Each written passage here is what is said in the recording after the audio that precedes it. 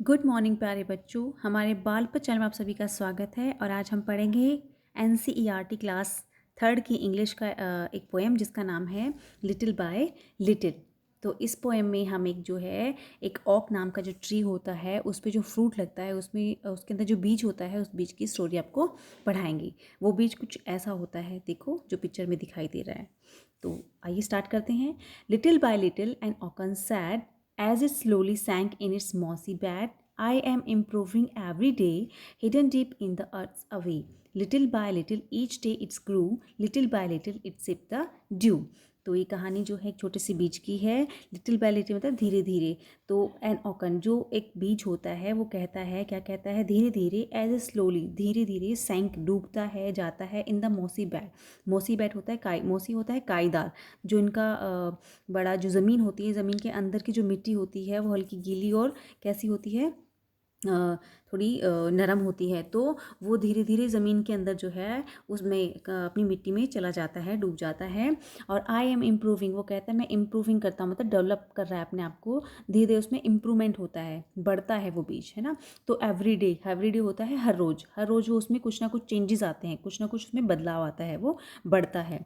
Hidden deep in the earth away, hidden होता है छिपना, deep मतलब गहराई में, अर्थ अवे मतलब अर्थ में, ज़मीन में कहीं दूर गहराई में वो क्या होता है, पड़ा हुआ या लेटा हुआ अपने बेड में इम्प्रूव कर रहा है, बढ़ रहा है, डेवलप कर रहा है। Little by little each day it's grew, और धीरे धीरे हर रोज़ वो क्या करता है, बढ़ता है। ग्रू मतलब बढ़ता है, वो रोज़ जो है उसमें इम्प्रूवमेंट होती है। Little by little it's sip the dew, sip होता है जैसे आप दूध की घूंट भरना, दूध की घूंट भरते हो, पानी की घूंट भरते हो, जूस पीते हो तो उसमें सिप करते हो ना। तो ऐसे ही वो किस चीज़ की सिप करता है, ड्यू। ड्यू होता है ओस की बूंदे। तो वो जो है बीज है वो क्या करता है, ओस की बूंदों को जो है घूंट भर कर अपने अंदर लेता है। उसको भी तो कुछ चाहिए होता है ना बढ़ने के, जैसे बच्चे होते हैं वो बढ़ते हैं तो उनको खाना चाहिए होता है, खेलते हैं जो भी है। तो इस तरह से जो है बीज जो है उसको भी पीने के लिए, अपनी इम्प्रूव अपने आप को डेवलप करने के लिए कुछ चाहिए होता है, जैसे पानी चाहिए होता है और थोड़ा सा नमी चाहिए होती है। तो ये सब वो अंदर लेटा हुआ ज़मीन की गहराई में कहीं पर ऐसे कर रहा होता है।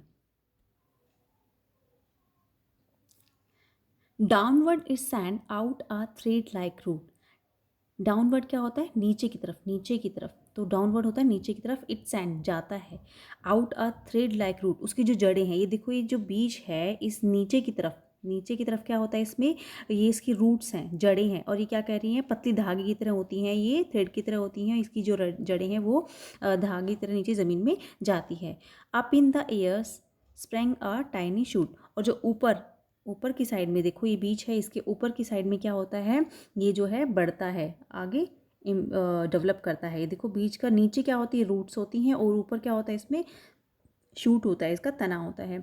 Day by day and year by year, दिन प्रतिदिन, रोज यानी कि हर रोज, एंड साल भर, साल दर साल, हर साल, साल की साल मतलब साल दर साल क्या करता है, वो बढ़ता है। और क्या होता है उसमें, little by little the leaves appear, उसके अंदर धीरे धीरे क्या होती है, लीव्स यानी कि पत्तियाँ, पत्तियाँ जो है वो क्या होती हैं, अपीयर, दिखाई दे, अपीयर होता है दिखाई देना, तो उसमें पत्तियाँ निकलने लगती हैं और पत्तियाँ दिखाई देने लगती हैं। And the slander branches spread for and wide, और जो उसकी ब्रांचेस है, टहनियाँ हैं, वो क्या हो जाती हैं, स्प्रेड मतलब फैल जाती हैं। कहाँ पे फैल जाती हैं, चौड़ाई में, चारों तरफ जो है वो फैल जाती हैं। स्लेंडर होता है पतली, तो उसकी जो पतली टहनियाँ हैं, ब्रांचेस में से टहनियाँ हैं वो फैल जाती हैं चारों तरफ।